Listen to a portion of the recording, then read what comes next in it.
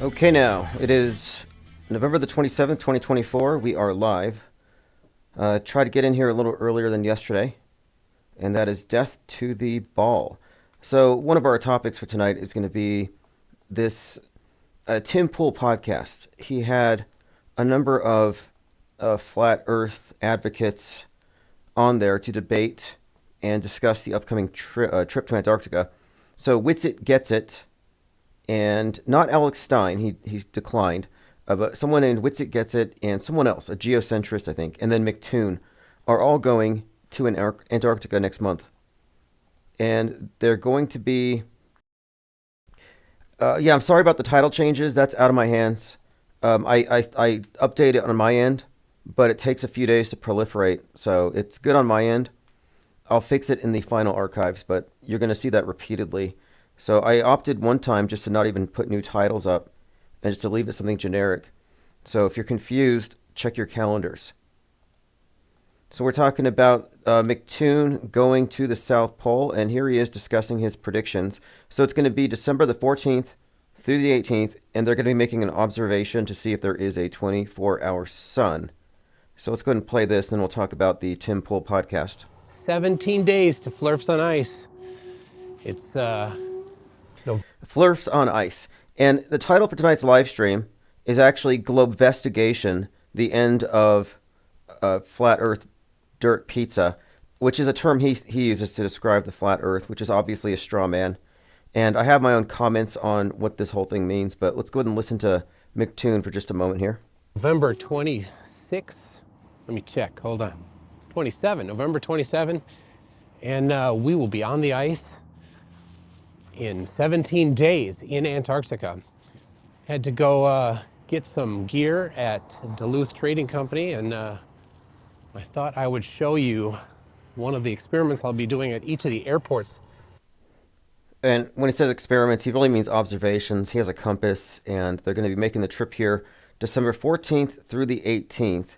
And this is being called the Final Experiment, TFE. So the participants went on Tim Pool and talked about this for a little while. And so I'm trying to ascertain here, what are your thoughts on what this means? I mean, are you moving the goalpost?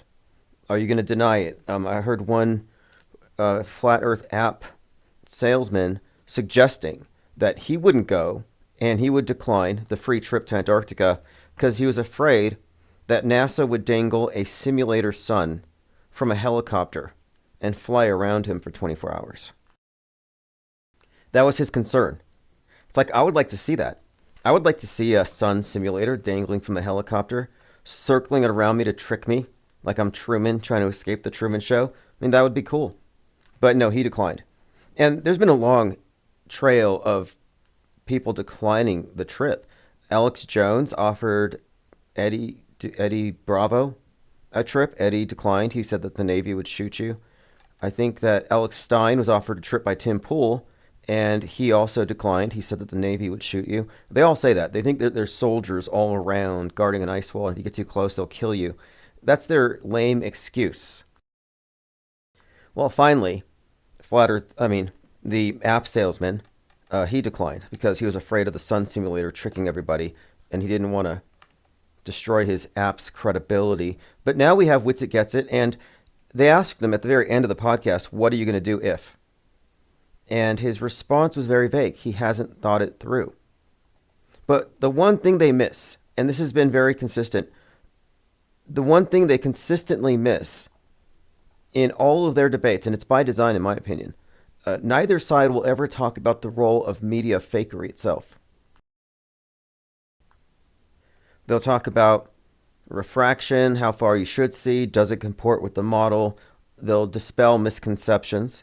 And many of the arguments may be valid and maybe sound logically. However, you're bringing about a competing scientific view. I mean, you're trying to compete on equal ground. The problem is the globe isn't solely supported by science, but it is observably buttressed by CGI and special effects. And just because they faked the moon landing wouldn't necessarily mean the Earth is not a ball, but it does mean you can't really trust what they supply as, quote, evidence. So does a 24-hour sun have any significant ramifications for what we're doing, what we talk about every day? No. What it really means is that we have to ask, well, why are they showing us a facade? What's really behind the facade? It has little to do with the shape, and it's really about, do we live in a closed or an open system of information? And my contention is that we've been in a closed system this entire time. That was one of my principal arguments against the enclosed biblical flat earth model, is that they're not open to new information and they're anti-science. I'm not anti-science. I'm anti-cartoons augmenting my reality, cartoons being treated as scientific evidence, which they're not. And we know how fakeable things are, and we know how foolable and how dupable the average person is. For example, you may recall one astronomer who had access to a $10 billion telescope put a piece of salami on a poster with stars in the background. It was churroso. And he said it was a star. He photographed this and he said this is a star 4.2 trillion light years away. And everybody thought it was the most beautiful star they'd ever seen. It went viral. And then he apologized because he was basically misusing a $10 billion satellite, well, it's an orbiting telescope, to pull a prank on us. So I've lost all confidence in them. I have zero. They're clowning us. But my broader point there is that it is super easy to fool people. You could put a pepperoni on a poster of stars, photograph it, and people will prostrate themselves before it. It's insane. Okay, next. There was something very important I wanted to get to right off the bat here. Okay, here we go. Oh yes, let's go to the YouTube comments. And last night after the live stream, I got this ad for Popeye the Slayer Man. So I watched it because, as I generally point out here, I mean, I think this is a general truth, is that if there's anything that reaches the consensus, if there's anything targeting the collective psyche, if it's meant to paint up the zeitgeist, it's going to be in the big movies, and every big movie will contain predictive programming of some sort. And we spent the night talking about the meaning of Elton John and Jay Leno and their eye wounds. And so I look at this trailer for this Popeye movie, and it's a horror movie. And the trailer's insane. I mean, it has basically Popeye murdering people by, like, just using his hands. But if you look here, and I don't know what the story is. The trailer was bizarre. It had to do with radioactive spinach or something. But look at his eye. He has that eye wound on the right, which is interesting considering the context of our conversation. And so, like, well, what the heck does this mean? Does it mean anything? And I kind of think it does. It's just this reoccurring theme.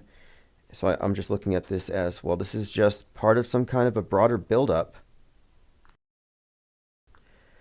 Okay, let's see here. Joined by Reverse History, Diana South, Copaesthetic. Yeah, okay, there you go. Plain Decoded. There's a link. You can get the right channel title. Clockwork 113, Lean Dion, Jungle Jim, Diana South, The Pox Bottle.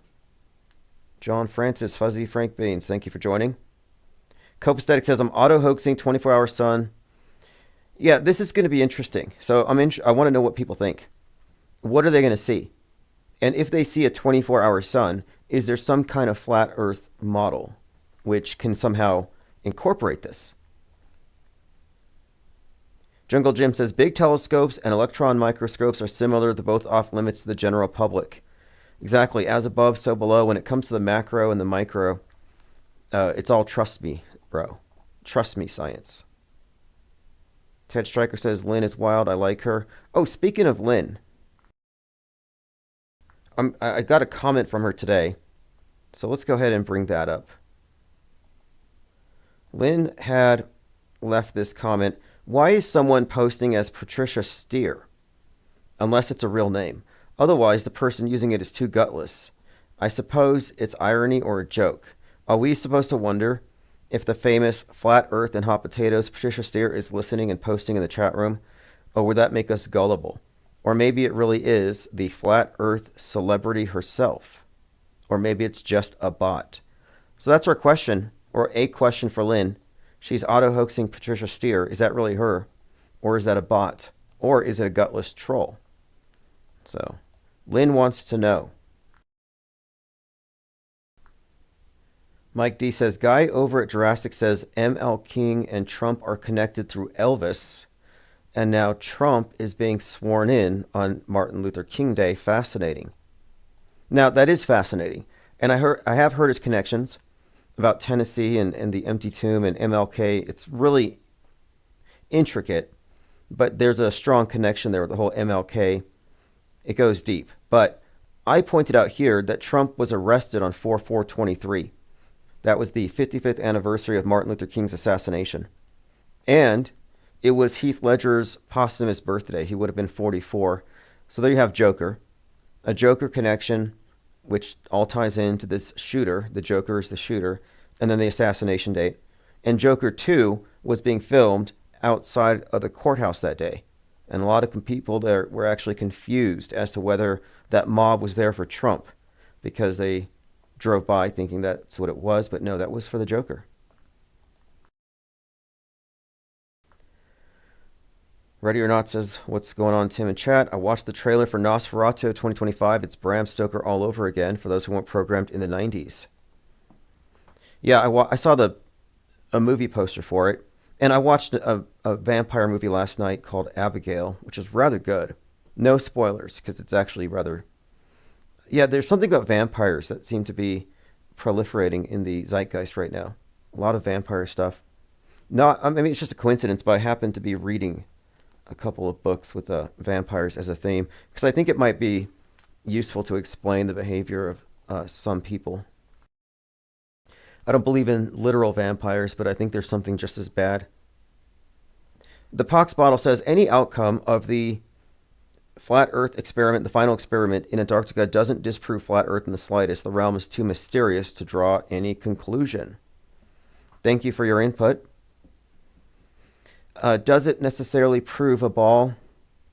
The main problem, I guess, well, we'll have to see. What my contention has been all along, though, is that it was premature to posit a flat Earth model and then weigh it with the globe model when neither side is going to talk about the elephant in the room, which is special effects. And that is the main thing. So I brought up McToon, who's going, and I applaud him for this. But you have to remember, individuals like that, they don't know about fake news. They don't know about the PSYOP entertainment complex. So in a way, he's kind of like McTruman. He's in his McTruman show. It's an alternate reality game. They're LARPing. And there is a point where you're making authentic observations and you are doing real science. But what the question here is, what about that area where they augment it with things that don't exist? Hyperstitions and possibly some kind of a facade.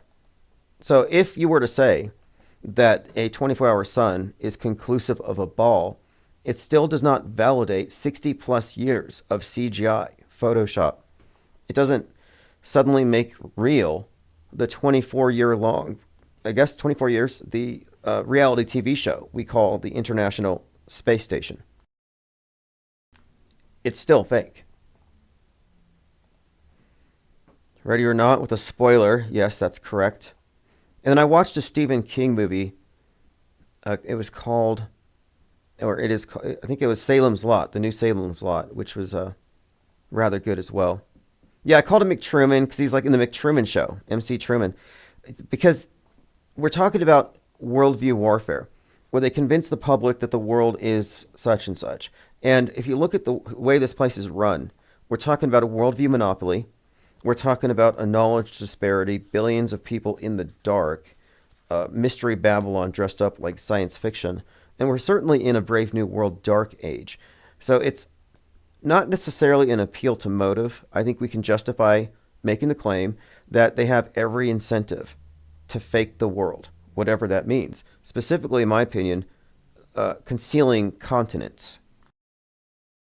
And I think we can find more to support this notion. But I certainly think that would be reasonable as an assumption. That we're somehow ghettoized, we're quarantined. Maybe the surrounding continents or the hidden continent is a place where the programmers ultimately, like in Utopia, we were just talking about Utopia, Crisis Actor Island. Just speculation. I mean, the idea that there's more land, it has always been kind of intrinsic to my argument. I never thought that, oh, they're trying to hide the biblical flat earth. I always thought that was a fallacious and ridiculous argument. I was always curious as to why the dome believers never decided to go check out the dome and get a chunk of dome glass.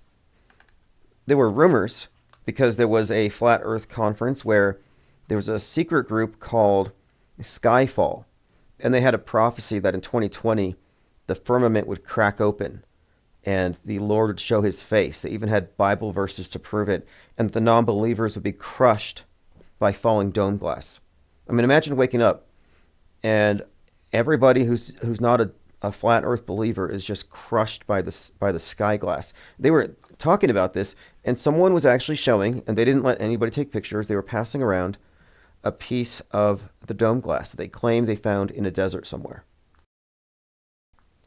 Now you can laugh at that, but is it any worse than astronauts handing petrified wood over to the government of Holland as a gift and as evidence that we went on the moon?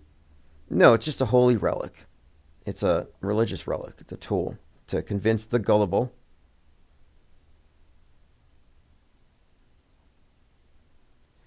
Now, again, this is just an observation. It's not technically an experiment, but it does, in a way, it does have some significant implications. Anyone else? What are your predictions for Antarctica? Isabel Ann says, Lynn and IPS, most interesting thing on the superweb. Yeah, Lynn is interesting because we pretty much agree on a lot of things and had from the very beginning. But then there became a point where I think I kind of leaned more toward the fakery matters a lot more than traditional truthers would think. That it's not a force multiplier, it's not a tactic, but it is in fact the strategy, and that it's a red herring to think that the false flags, all these things, they're full of these fallacious arguments that everything's real, but there's an alternate explanation. So you're chasing all these alternate explanations that are ultimately, I'm saying, red herrings to distract you from the fakery. So that's kind of where I've been at. So I categorize news consumers into a couple of boxes, which we often describe, but the big one is this: the mainstream mediated, box one. MSM plus is the box within. That's the conspiracy realm. It adds on to the established story. MSM minus is the perspective from outside of both boxes. And that is the subtractive view, the skeptical view. The I need more information to believe, so I will just remain a highly informed non-believer. And that's where we diverge. ADR says, yo, IPS, that is the real Patricia Steer, the one and only. I emailed her. She loves the IP. Well, she's an auto hoaxer. We actually already cleared this up. We already cleared this up.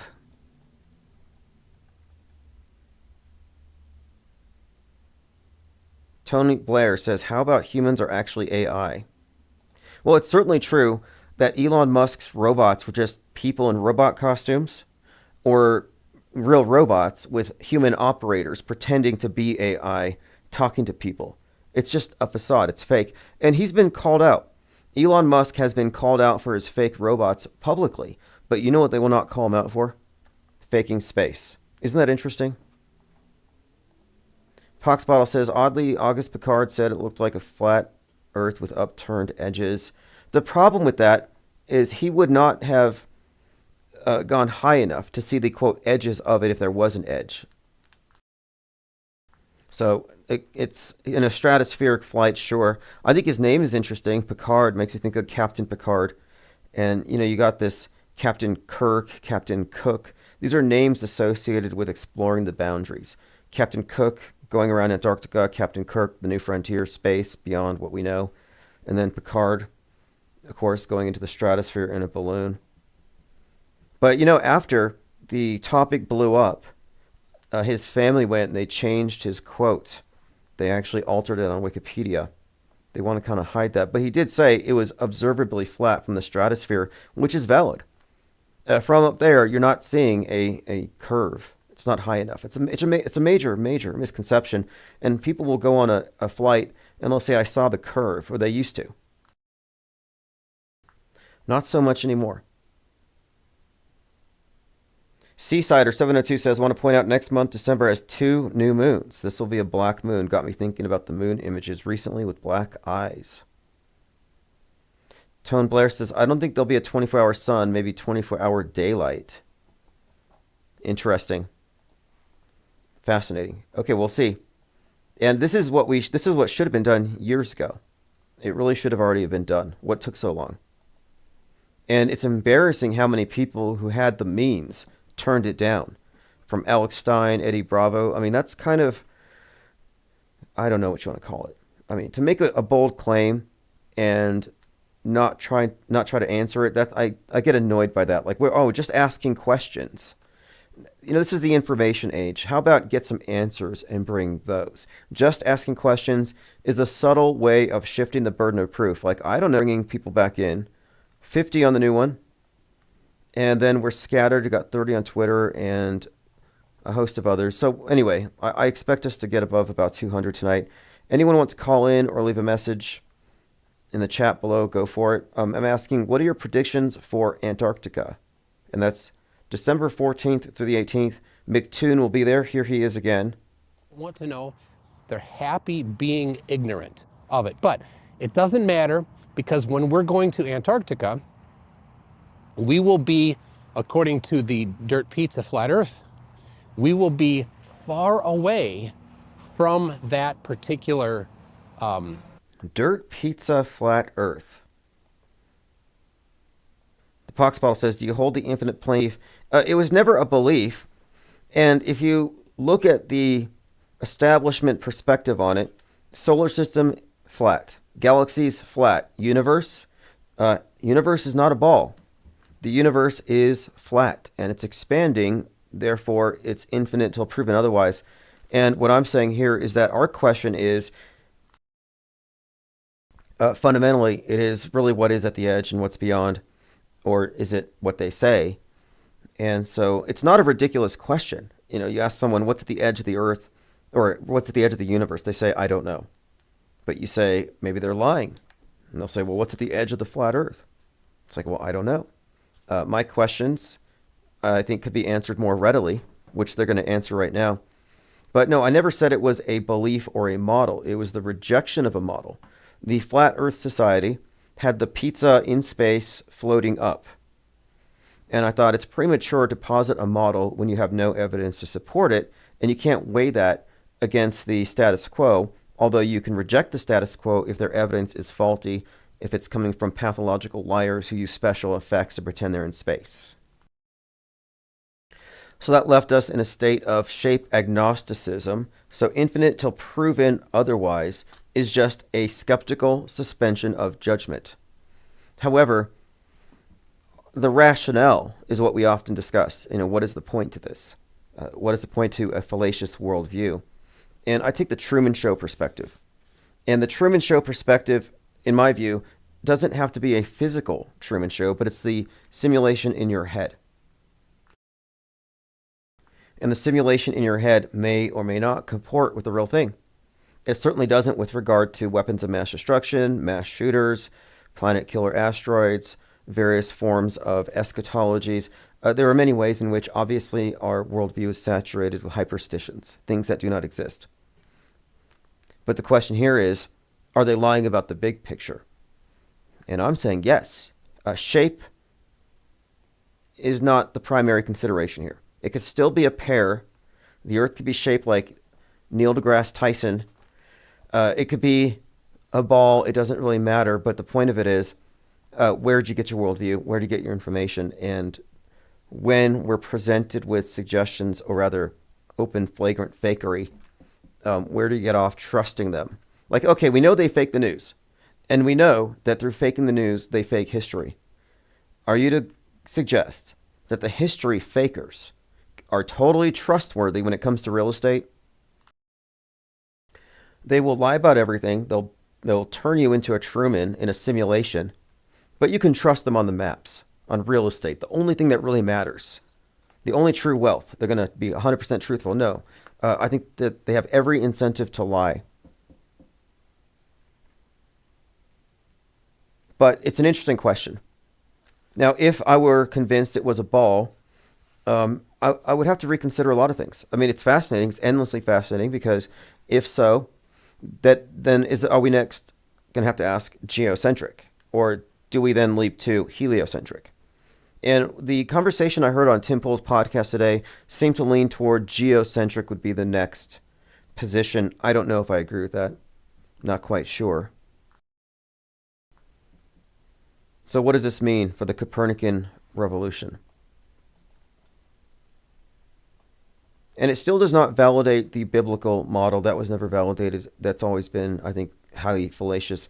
And I think oftentimes kind of obnoxious because you're trying to have a conversation about geography and where we get our information. And then you have people mystifying it with their beliefs, which is fine if you believe it. But we're trying to get at something tangible and objective. But what nobody ever talks about is media fakery. And that's the only thing that matters. I think all the minds need to be redirected toward the elephant in the room, special effects. So I'm hopeful that if the outcome of this is conclusive that it's a spinning ball, that the attention would then go to the fakery itself. But we'll see. We'll see where people, some people will want to revert to a very dogmatic take and just say facts be damned. And I'm not with that. Shape agnosticism is really just a product of skepticism. And again, no matter what they see, it doesn't make the space station any realer. It's still an embarrassment. I listened to a conversation today, a Bonversation. Let me put a link in the chat. And you get these links if you go to minds.com/Infinite Plane Society. Orphan Red and John the Bond talked about remote viewing primarily, which, I thought it sounds to me like clairvoyance. Sounds like clairvoyance. But interesting stuff. But it had me thinking about what we do here and how I am not trying to tell people what to think by any stretch. But what I am trying to maintain is an objective perspective that doesn't allow us to conflate the simulation with the real thing. But I'm totally open to interesting conversations and topics, fringe topics, and I make it a point to look into these various areas. So I recommend listening. Whether or not you agree doesn't matter. These are just ideas being presented by people who have certain takes on it.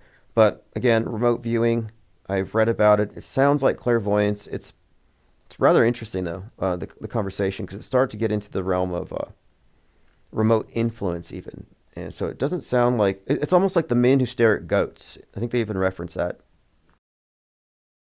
Matt Gaetz grew up in the Truman Show house, says Isabel Ann. That's right. That's always been a strange connection. And the Truman Show. Oh yeah, here's a thing to bring up for the synchro mystics who suggest that there's something random in predictive programming. How would you explain every Jim Carrey movie being saturated with symbolism related to the dog star? The number 23, the Truman Show. It's a very consistent pattern here. But the Truman Show is something we reference frequently because it has the esoteric underpinnings that hint at something much deeper, and it's the same set of symbols that we see in many of the major psyops and all of the esoteric mystery schools. Okay, so let's continue. Elon Musk's father, Errol, who had 2 children with his ex-stepdaughter, confirms that May Musk's parents were literal Nazis who traveled to South Africa because they supported Hitler and were fanatically in favor of apartheid. Let's take a listen. I remember Musk said his father was evil. No, wait a minute. When we were going out, Yeah.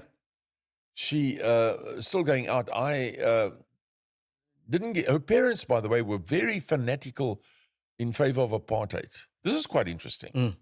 Her parents came to South Africa from Canada because they sympathized with with the Afrikaner government. Okay. They used to support Hitler and all that sort of stuff. Now, the Hitler connection's interesting for a couple of other reasons too. You got Werner von Braun, Nazi, and I was thinking about Elon Musk and how we have this Frankenstein concept of him. He's a mashup of von Braun, Tony Stark, Iron Man. He calls himself Irony Man, but Tony Stark, Iron Man, Willy Wonka, von Braun, Emperor Constantine, and another one I neglect to mention is Henry Ford. There's a big part of Elon Musk that is also templated off of Henry Ford. The T model, the Tesla, it's all there. Especially the connection between X and then the Dearborn publication where Henry Ford put out the protocols of the learned elders, which is this ridiculous hoax. But yes, here's a few articles about it. Elon Musk, the Henry Ford of our generation. But there's these parallels that I think are intentional. Anyway, this is his father. I thought you might find this bit interesting. But they didn't know. Obviously, I don't think they knew what the Nazis were doing. But they in Canada, they were in the German party in Canada, and they sympathized with the Germans. Yeah. So when the Afrikaners government, Just seems like some repeating bits of history, repeating characters and themes. Ready or Not says, don't forget Jim Carrey did the movie Man on the Moon about Andy Kaufman, the comedian actor who disappeared off the world stage after he wrestled the king. Fascinating. Now, Andy Kaufman hinted at staging his death and coming back as someone in politics. And there are some people who made this connection with Andy Kaufman and Andrew Breitbart, which I can slightly see. Satan 2, ready to launch. And now would be a good time. Thanksgiving weekend. Putin's nuke showdown. Russia preps Satan 2 for launch. And this is from the Economic Times.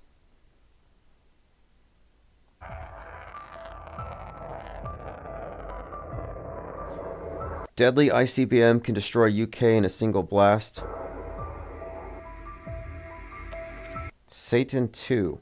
And I think this one, it's black and white checkered. It looks kind of like Beetlejuice's suit. And we were talking about this storyline with the nuke and the whole predictive programming in Wicked I had mentioned, which all foreshadows Seattle. So I still think it's got to be Seattle. Okay, let's move on. Just something else to talk about. Satan 2. Trump appointees targeted by bomb threats and swatting. Alert, violent left trying to kill members of Trump's team. Several of President Trump's candidate nominees, administration appointees were targeted in violent threats to their lives. Bomb threats and swatting. Trump and the transition are focused on doing the work of uniting us, blah, blah. That's from Tom Fitton. Oh, Tom Fitton. Anyway, it says, Trump as our example, dangerous acts of intimidation and violence will not deter us. So the transition spokeswoman put out a statement. But yeah, it does look like there are reports of swattings. Stage hanging. Kai Cenat hired a magician that faked and scripted someone into hanging. I saw this. This was some kind of a PR stunt where they had a simulated lynching. Turns out this was a professional. What the fuck? People do anything for clicks. And this online, I guess he's an influencer. His name is Kai Cenat. Magician Max Major pranks him with a hanging stunt. Social media star was streaming this. And yeah, he was in on it. It was obviously some kind of a hoax. It's just trending right now, so I thought there might be something to this hanging man thing. ADR, Elon's technocracy roots. Yes, I've seen this. It goes pretty deep. His character goes pretty deep. And remember, he was written about before he was the Elon Musk we know of. He existed in Werner von Braun's book, Mars, A Technical Tale, in which you had the colonizers of Mars ruled over by a dictator called the Elon. Observing reality says a good way to level a city when you can just drop the ground beneath it. Well, I'm thinking here that this buildup with Russia and Satan too, I think it seems to be pointing to some kind of a water-based attack, the Poseidon. I don't know about UK getting it. I mean, all the predictions seem to point to Seattle and EMP.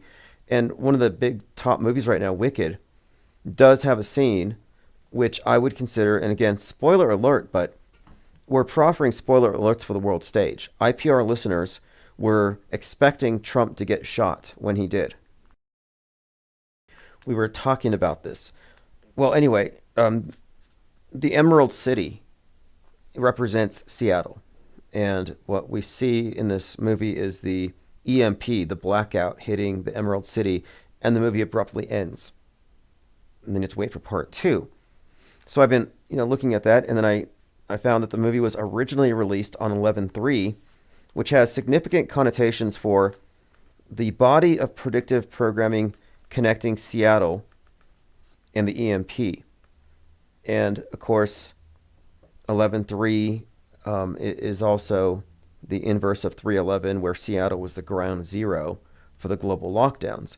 So I'm thinking Fallout would precipitate another period of locking down. And then you could watch Fallout Season 1 and Season 2. Season 1 ends where you're looking at what appears to be the Las Vegas cityscape, and there's like a big Space Needle looking structure, by the way.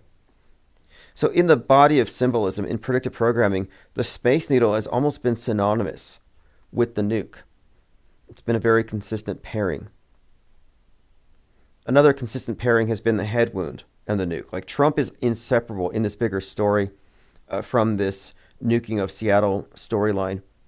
And interestingly, the actor Adam Driver, the face of Megalopolis, was the face of White Noise, which connects both of these themes. Okay, let's continue here.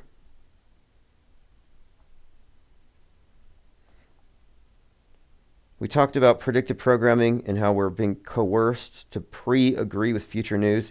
So again, this is just a quick pull quote from Mind Wars, and we were discussing this a little more in depth yesterday. For the mind to believe its own decisions, it must feel that it made those decisions without coercion. Coercive measures used by the operative, consequently, must not be detectable by ordinary means. So what we talk about is not even subliminal. It is in your face, and it totally saturates the media ecosystem. But it is certainly propaganda, and it is certainly, I believe, done with the intention of getting people to pre-agree and pre-believe in things that are truly unbelievable. Trump begins selling $70 Bibles with his name engraved on the cover, and Trump's name is positioned above Holy Bible and above God. Yep, Donald J. Trump, very top. And then below it, it says Holy Bible, and I think God is somewhere at the bottom.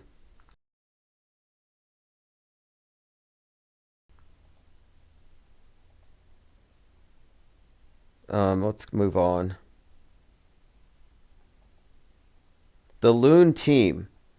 So people are asking about, Starlink and satellites and how do we explain certain things.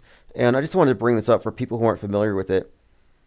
If you go to x.company, you have LoonX. Now, here are two different explanations.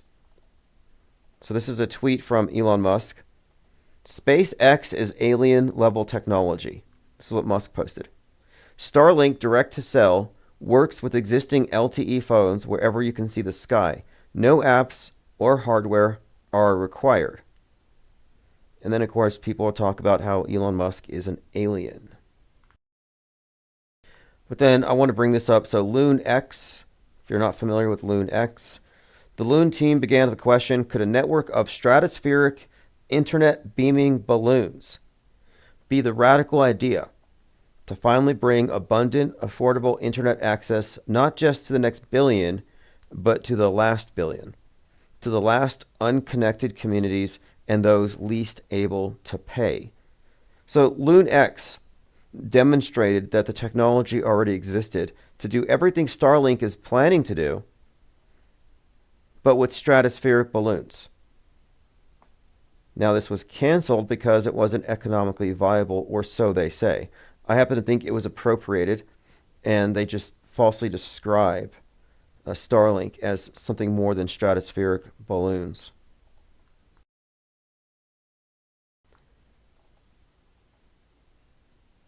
Okay, moving on.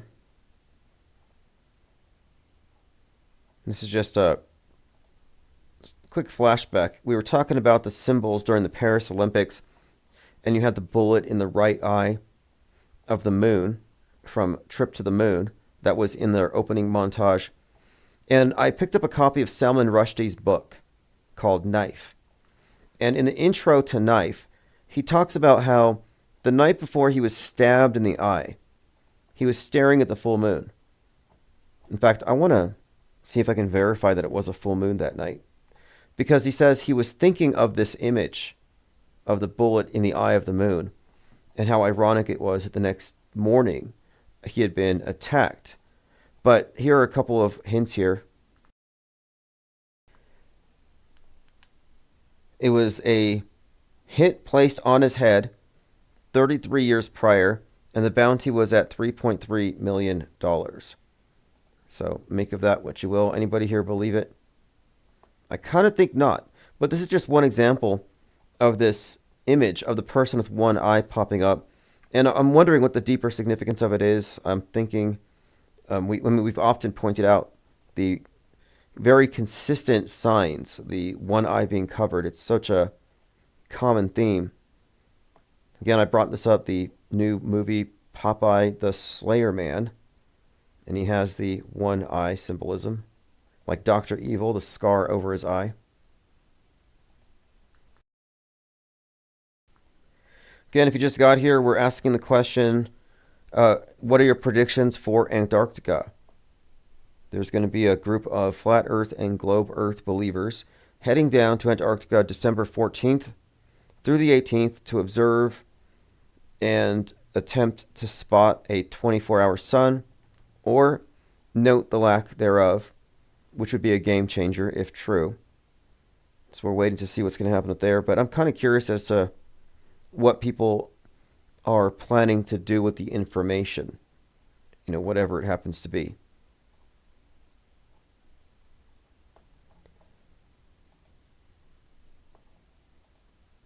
Phones are open, 505-510-4226. All right, let's move on. I had some interesting posts here from Invisidon having to do with precise timing. We had someone in the chat last night asking questions about, how far back does the predictive programming go? And not only does it go back, at least with Trump, at least 60 years, but the symbols and the messaging is actually consistent and highly predictive.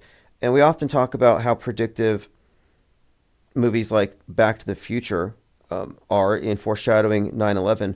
And that movie in particular has a scene where Marty wakes up as his alarm clock hits 10:28. And 10:28 is the time one of the towers collapsed. And then we find 10:28 being highly significant in many other events. But just one example, Invisidon has been doing some excellent work. Here it is here. So here is the North Tower collapse, 10:28, and here's Marty McFly, and you'll see his alarm. And this has all been alluded to throughout the movie with the Twin Pines Mall.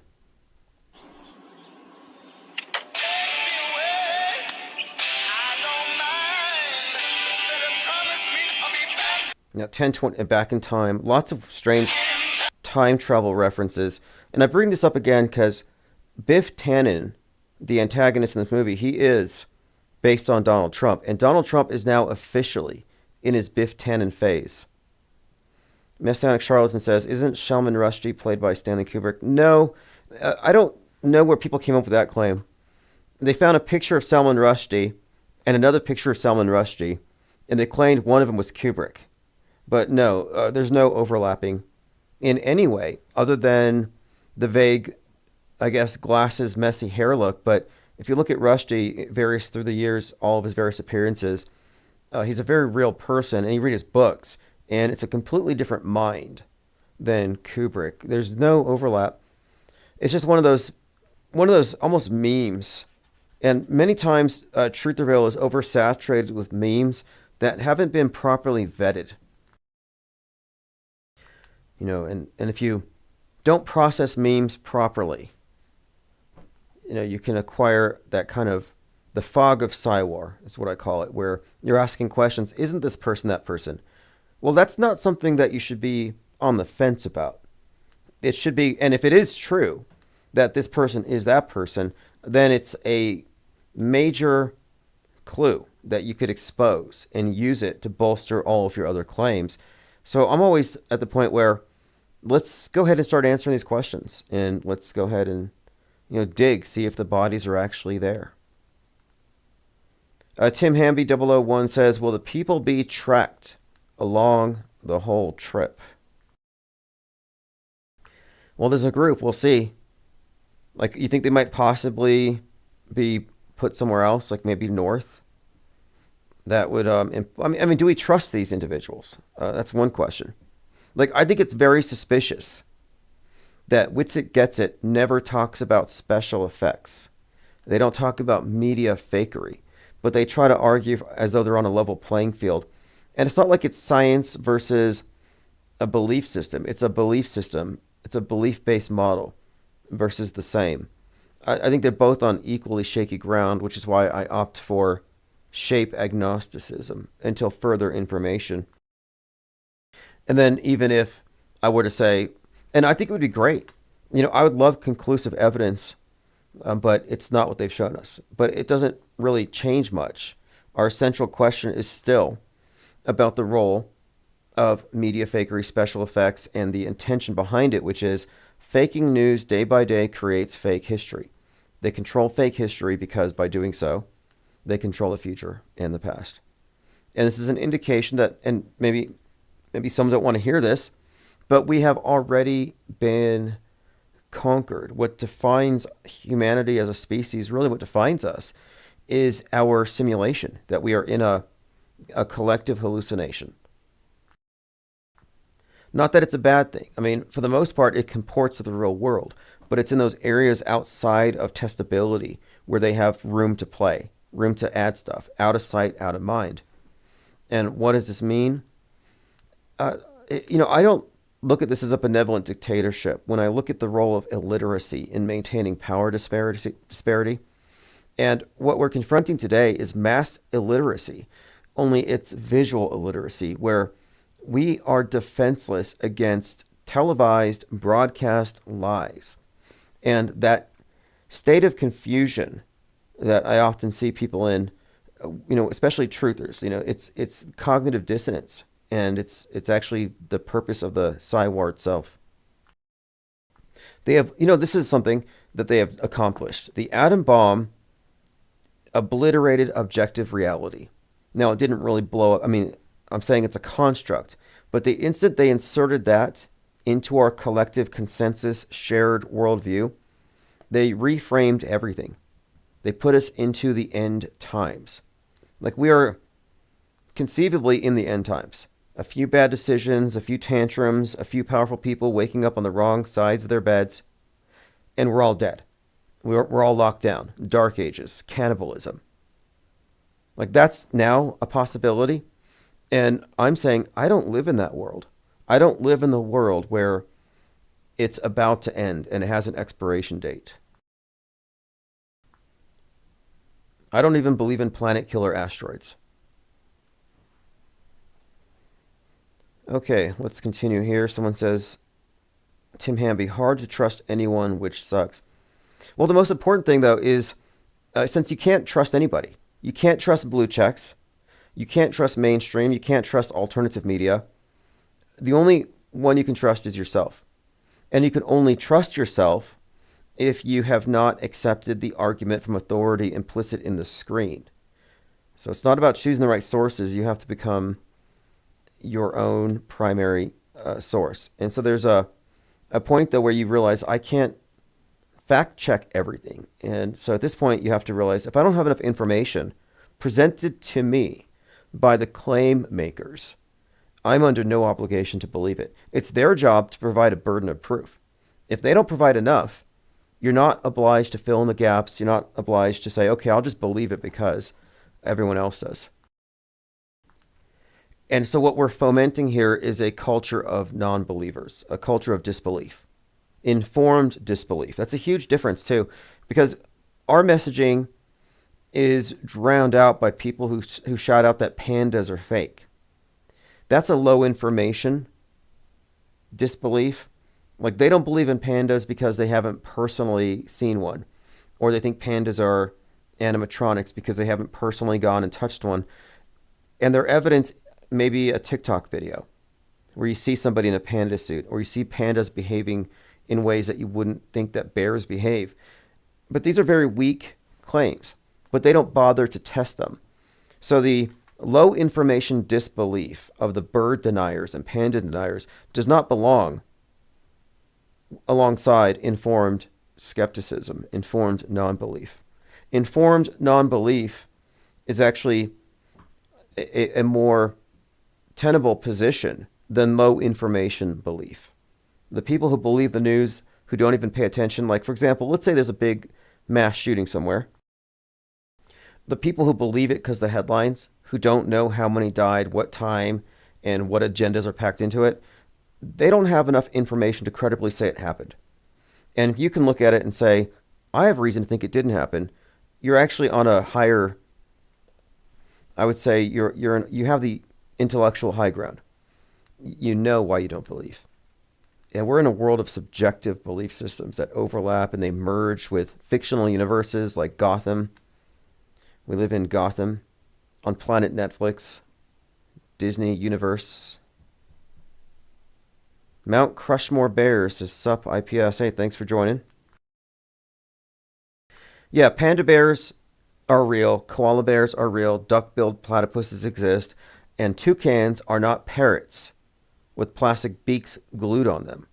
That's not the same thing as skepticism. And then alongside extraordinary claims or claims that you don't believe something to be real is the responsibility to provide evidence for your case. It's not enough just to reflexively not believe. And that's one of our other criticisms of the alt media, is that it's a reflexive rejection of the mainstream, not the same as skepticism, which has to equally hold both sides to a higher standard. But will this trip to Antarctica, will this final experiment make me a believer? No. No, not at all. I mean, it would be convenient if they could provide conclusive evidence of a ball, because that answers one question, but we're still looking at the fakery itself. So no, it doesn't answer any questions. In fact, it makes it even more mysterious. So I look forward to it. It would be very inconvenient if they found that, no, there is no 24-hour sun, the Earth is flat, and there's another continent over there, there's dinosaurs, and over here there's a lot of people, aliens, that don't like us. Like, it would be inconvenient because it would upset the status quo, and then the world gets plunged into chaos. And no one's going to care when the Globers come out to say they're wrong, because there'll be some kind of a gold rush. A 360 globe exodus. Or perhaps that would precipitate the invasion. I'm not sure. I'm inclined to think that this next month is going to be, if anything, a big reveal as to who's really objective, who's really in it for the truth, and who is just in it for validating their own preconceptions. Isabel Ann says, Arizona man arrested for threatening Trump, going to put a hole in your face. That's very specific. Feds arrest Arizona man. So he went to a rally in August. Let's see if we can get a picture of him. Probably a crisis actor. He looks kind of like Hulk Hogan ordered on Wish. Same hair. A bit deflated. We'll follow this story when more information comes out. All right. Okay, this was the guy who sped to the site with an AR-15, Manuel Torres. There might be some deeper meaning. You have to look at the names and everything. I mean, every shooter so far has been connected to the Batman universe. I mean, think about that. Thomas Crooks looks exactly like the Riddler. He's called an Enigma. The Riddler's name is Enigma.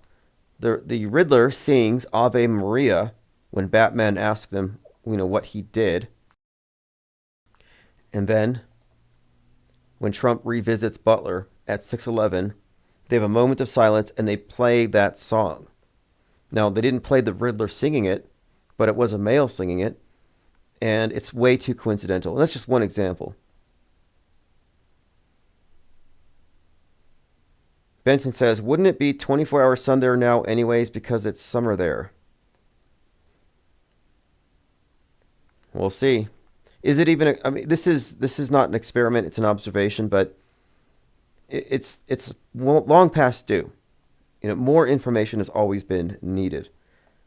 And to our credit, we were behind a legitimate organization that was working on this exact thing, and there was just not a lot of support for it. This has been a long-term problem. Most of the people who are into this topic were not interested in trips to Antarctica. They all said the same thing. They all said, oh, you won't make it. The Navy will stop you. They just had this defeatist attitude. And they would not get behind it. Although they got behind Logan Paul, who said he was going to do it, but then he made a comedy fake documentary about it. So, all right, let's continue here. This is Trump on the cover of the European. Again, the eye. Trump's paranoid vision for America. On the brink. Now, this is beyond just alarmism. This is what we would consider to be foreshadowing. It's a literary technique, and this is a script. Trump is a historic personage. He's an actor playing a role. And you have to accept this. If you can recognize that 713 was a magic trick, that he wasn't really shot at, his ear was not pierced by an AR-15, but rather he had a McDonald's ketchup packet. He had the Secret Service drive through a McDonald's. In fact, it's probably the one where he worked for a day. He got an extra ketchup packet and he smeared it on his face. If you can recognize that that was fake, however they did it, your only logical follow-up conclusion to that is Trump is an actor. And that's a paradigm shift, especially for voters. Now, I understand voters. It's like sports. You got your team. And when somebody says, oh, sports are rigged, you want to punch them. You get mad. You want to defend your beliefs. You don't want to admit that you've been fooled. And I'm saying is that, no, we're looking at a weapon of mass deception.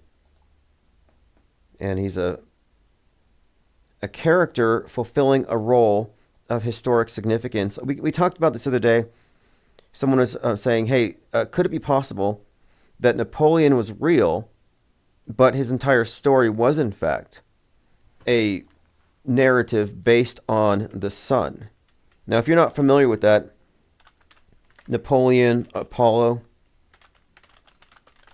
and this is not a new conspiracy theory. This is actually a very old conspiracy theory, that the life of Napoleon Bonaparte, and Napoleon's the one who said, history is lies agreed upon. History is lies agreed upon. And I would say that media is lies agreed upon. Okay, here we go. The name Napoleon is suggested to be similar to the ancient Greek sun god Apollo. What if Napoleon never existed and is just a variation of Apollo and the god of the sun? The truth, Napoleon was a hoax. He never existed. He's a myth, like Santa Claus, Homer's, King Arthur. Now, what's interesting about this whole story, that he's a personification of a sun and you can show that he's a solar myth, this is not new. But what's interesting about this is just the other day, Sylvester Stallone went over to some event where Trump was, and he said Trump was a mythical character, that no one could do what Trump did, and he loves mythology. And this is right along the same lines. Like, We're not saying Trump doesn't physically exist or that Napoleon Bonaparte wasn't a physical person, but we're talking about individuals who are acting out on the world stage fake history. They're making history. Historians are fascinated with the character of Napoleon Bonaparte. Let me get to the part about this solar myth. No one has ever questioned the existence until, here it is.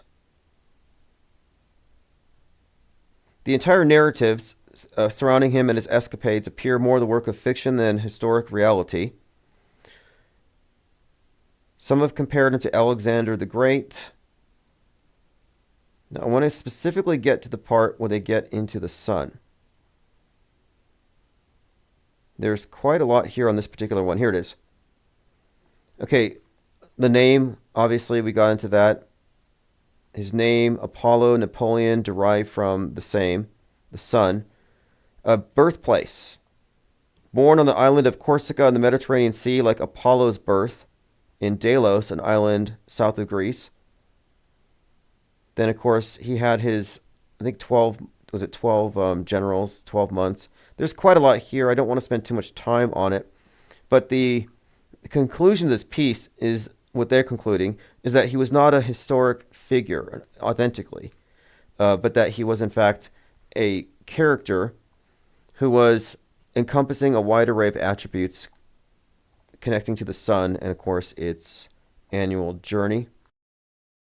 And we have compared Trump similarly as being something of a sun god incarnate. And this would explain all the Christ symbolism they attach to him. And interestingly enough, Napoleon is out right now, a new one, and Joaquin Phoenix plays him. What if Napoleon never existed?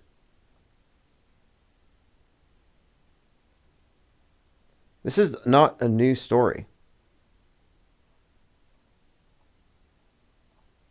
I'll probably do some more research into it later. I'm just pointing out that this is not a new system. Lucid Stream says Apollo is all over Trump's apartment in the Trump Tower. Yeah, that's correct. That is absolutely right. Lucid Stream says maybe history is a script that gets played out in repeating cycles. Yeah, I certainly think so. The repeating cycle, I think, is ultimately the sun. That is one of the main components to this story. But the Trump as Napoleon thing is one example of Trump being a mythical character. And that's exactly what Stallone said the other day. He said, Trump is a myth. He says he's a mythical creature. And also the second George Washington. So then my question is, does Stallone know that Trump is literally a mythical character? But in this conversation, before he said this, he talked about the opening of Rocky and how it was the scene in a boxing, it was like a church that had been converted into a gym. And they had Jesus, and then it panned down to Rocky, and it talked about Rocky then being chosen. And he talked about this, so you have Rocky, Trump, and Jesus all being talked about in the same context, which is kind of interesting considering how since 2017, Trump has been sharing this meme of himself as Rocky. So here he is. Here is Sylvester Stallone talking about the mythical character. The chosen person, and that's how I began the journey. Something was going to happen. This man was going to go through a metamorphosis and change lives, just like President Trump.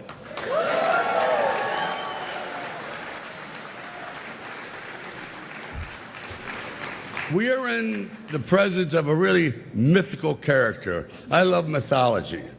And this individual does not exist on this planet. He does not exist. Trump is a construct. Donald Trump does not exist. He exists in your Truman Show simulation in your head. He's an amalgamation of a lot of scenes. He's basically a movie character. Now, the actor is real, but his performance is carried out on the world stage, which people conflate for the world itself. And that's the primary deception and the only real conspiracy. You know, you can be a conspiracy theorist and be paranoid about 5G towers and cabals and deep states and all this stuff, but the big conspiracy here is the faking of history. And we're looking at the system. This is their MO. This is the big conspiracy. It's in your face. And here he is talking about Trump not existing. And this is, maybe he's saying it ironically, but knowing most people think he's just, being kind of figurative. This individual does not exist on this planet. Nobody in the world could have pulled off what he pulled off, so I'm in awe. And I'll just say this, and I mean it. When George Washington defended his country, he had no idea that he was going to change the world. Because without him, you can imagine what the world would look like. Guess what? We got the second George Washington. The image... Second George Washington. Anyway, mythical character. Just kind of reiterates the point. And this could be said of Musk. It could be said of any number of actors on the world stage. Their roles are different. They all are playing their parts. But the world stage makes a great deal of sense as a model.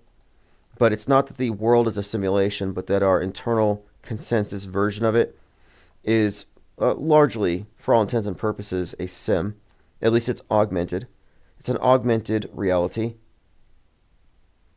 We have so many examples of Donald Trump pre-existing Donald Trump. I mean, he has saturated our collective psyche by design. Here's another example. This is a Donald character who's some kind of a devil. But you can just call me the Donald. You can call me the Marshal. The Simon here. Just plain Radford. You know, it kills me to see a business like this not living up to its earning potential. You can say that again. Maybe I can help you. Just another example of Donald Trump as the devil. He's Damien Thorne, DT, Damien Thorne. Recently we're talking about Donald Trump's predictive programming proxies. He was Rupert Thorne in Caped Crusader, where Batman throws a boomerang and cuts his ear. So Donald Trump pre-existed Donald Trump. He is a mythical character. And he's going to be inaugurated on MLK Day, which is highly significant considering he was arrested on MLK's assassination day, which was 4/4, which again has all kinds of fascinating connections to Joker and the Batman universe. Let me play this clip. This is from World Stage.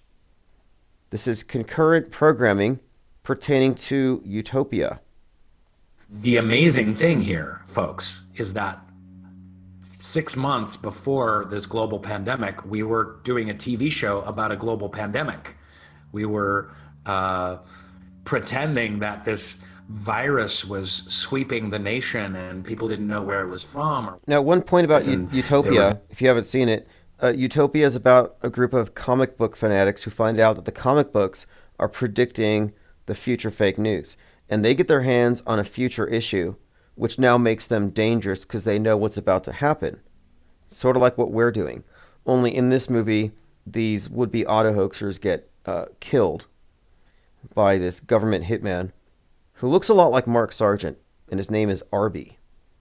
Okay, let's continue. Extraordinary in their parallels. And a lot of really eerie events take place, including a pandemic and people dying from it. And this was written far before COVID. Going back and forth from my laptop, editing scenes of, Hot Zone and this mysterious virus, and then looking up at the TV news and seeing scenes that were way too close for comfort. Yeah, life imitating art in a scary... Again, life imitating art. We have to update this. Life does not imitate art. Psyops imitate the art. They precede the psyops with foreshadowing and saturating our realm. I guess the realm of possibilities, you could say. They saturate our minds so that we accept things into that which don't actually belong. So life imitates... Rather, psyops imitate life. And then, of course, the psyops are mistaken for real life. So we're talking about fake news imitating entertainment. It's not real life. imitating what we've seen in the entertainment. Continuing. Scariest of ways in that sense. It was a little shocking that the actual pandemic came right on the heels of finishing it. It was a little too close for comfort. Utopia. It's like a comic book or something. Again, Utopia, comic book. This movie is just full of predictive programming. If you want to subscribe to World Stage, I'm going to go ahead and put a link here in the chat, World Stage. He's doing compilations of what we call concurrent programming, which is when the predictive programming is concurrent with the news or it's right before. Oftentimes it's right after. It's usually really close. But concurrent programming is an even better indicator, a better clue as to what we're looking at than predictive. Because when you're talking about predictive programming, you can look back at a huge body of content and you can almost make anything appear to be true if you have enough material to draw from. But when it comes to the real-time concurrent alignments, you can rule out sharpshooter fallacy. So concurrent programming really is cutting edge. If you see the mirroring between what happens on the news and what happens in what is projected onto the collective psyche through big movie productions, it's always paralleling. And the indicator is its popularity. I watch everything that's number one. I watched the number one show on Amazon last week, Canary Black, and the bad guy looks exactly like Putin, and he has a digital nuke that he's threatening the world with. And the physical resemblance is remarkable. Kiddo Core says, turn off the TV and your opinions on things change a lot. Yeah, even if they're not overtly ideological, the news agencies all report from an assumed worldview, an assumed set of conditions and presuppositions. So they're liars, even if they're 100% honest. And that's the nature of this thing. To get into the alternate reality game is to enter into what you could consider to be almost a collectively agreed upon set of lies. Like Napoleon said, history is lies agreed upon. And we are talking about history. Fake news, the term fake news, that really minimizes what we're talking about. We're talking about fake history globally, monolithically, where major historic events that change our global paradigm, that change humanity en masse, these are predetermined, pre-scripted events that change the course of human events. This is the fabricating of history itself. It's way beyond fake news. Mount Crushmore Bears, what's your favorite movie? I think the most relevant movie to our conversation is probably In the Mouth of Madness, a John Carpenter film.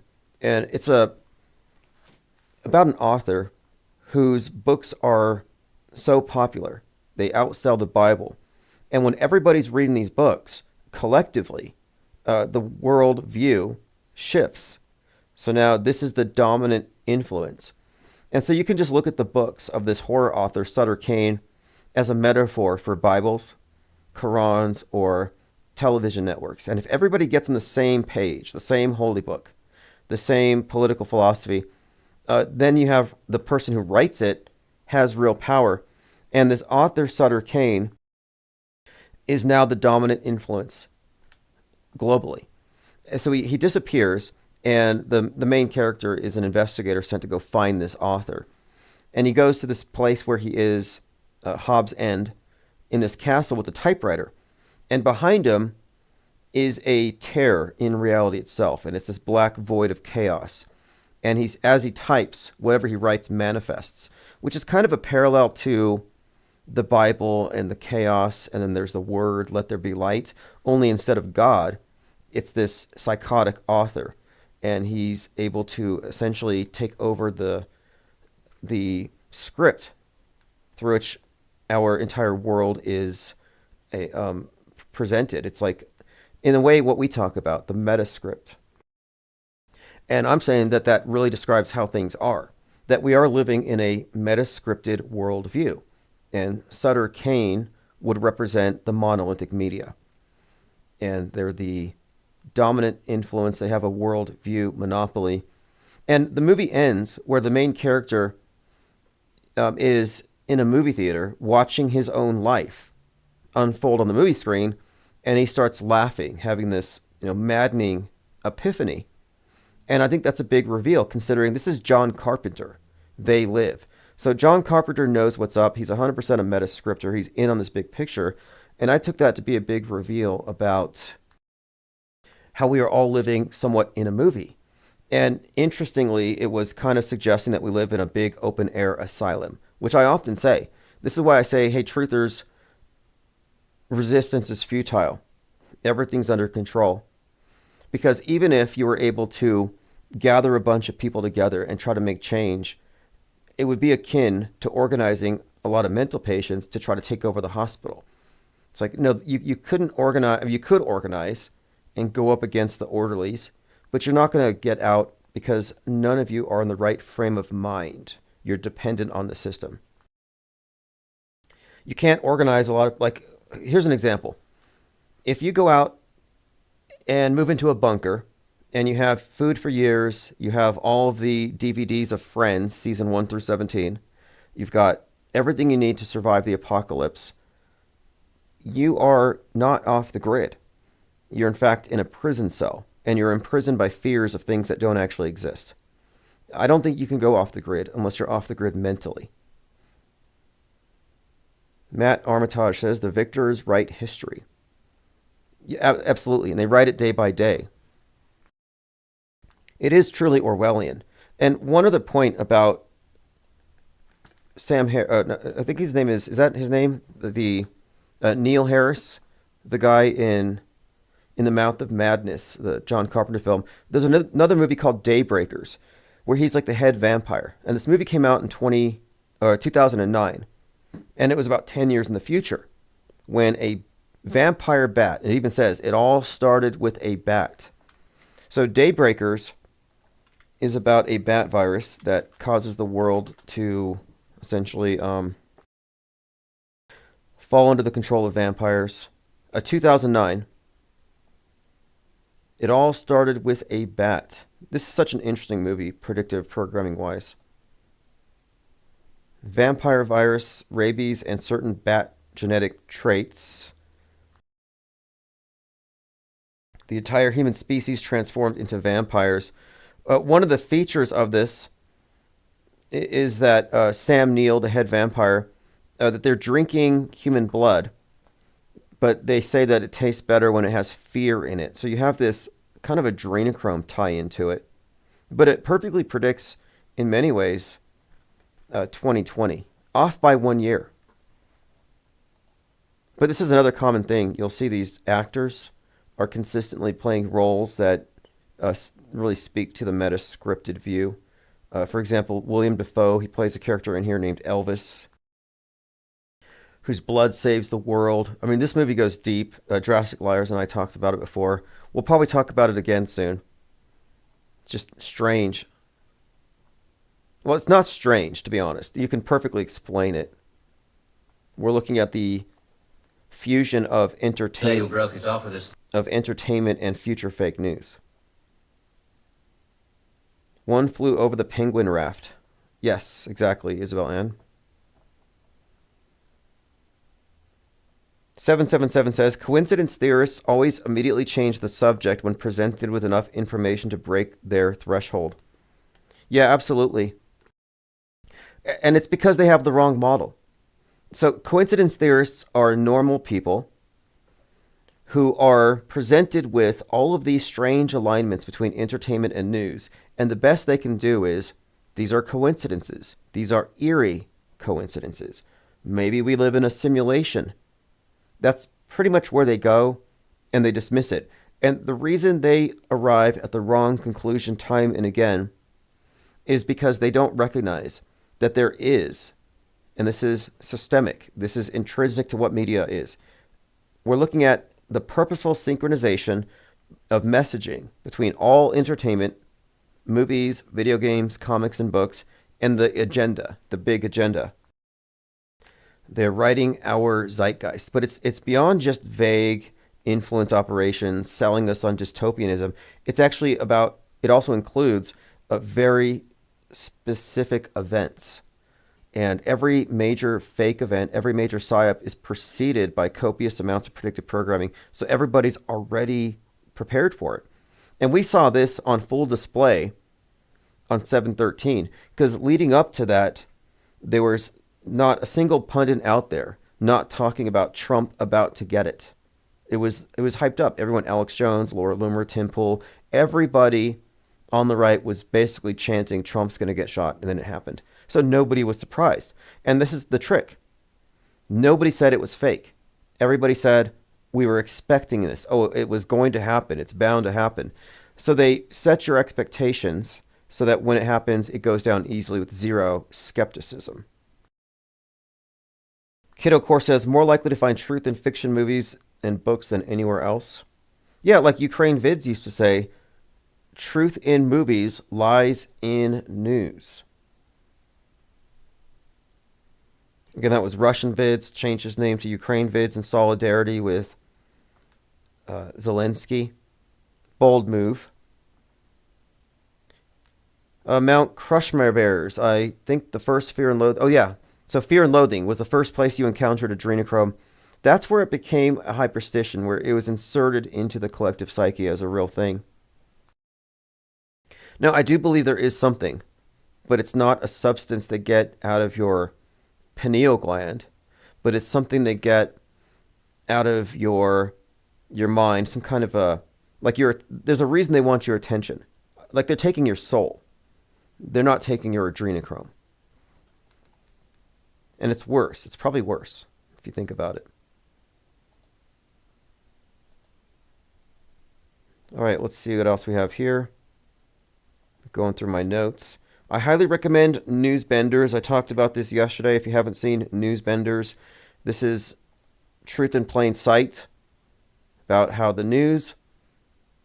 all news organizations around the world fall under the power of the classified World News Service, which operates between government and media, and it provides stories that they need us all to see.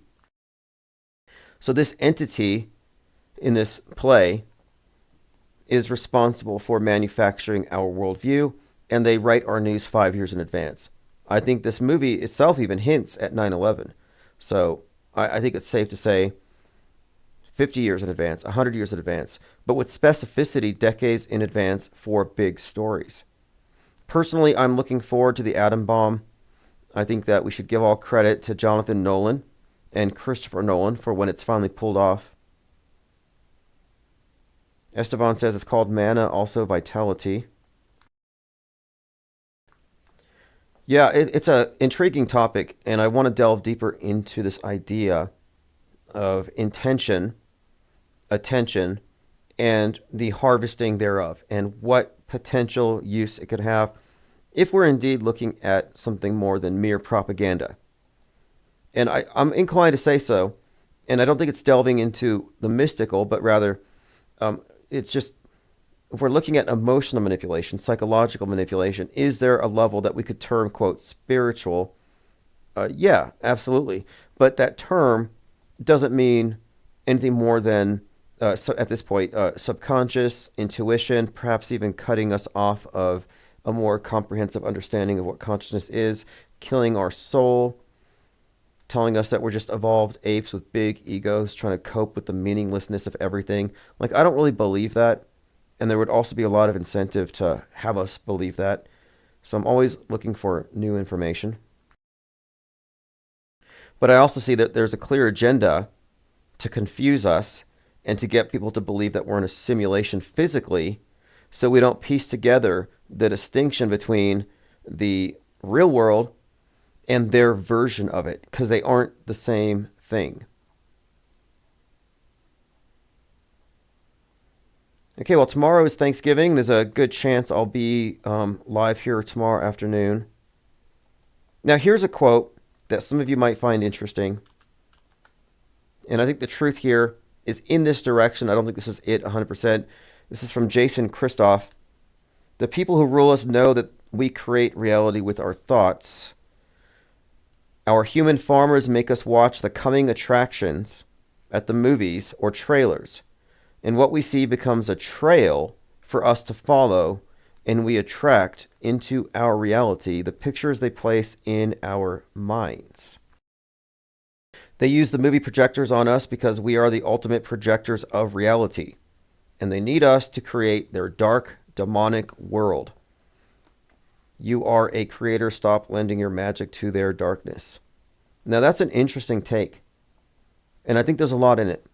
I think there's a lot of, whether it's literal or not, where your attention goes, energy flows, and what are you investing in moment to moment? And are you investing into a flawed model? And does it matter? Yeah, it does matter, because time is finite. All right, thanks everyone for joining. I have to go do my Uber gig. We'll continue this topic tomorrow, and I'll send out live notifications if we go live tomorrow. And I'm also going to send out the archive. So subscribe to the newsletter at ips.monster to get the archives, the videos sent directly to your inbox. This is Neo Mode, Infinite Gang. Have a good night.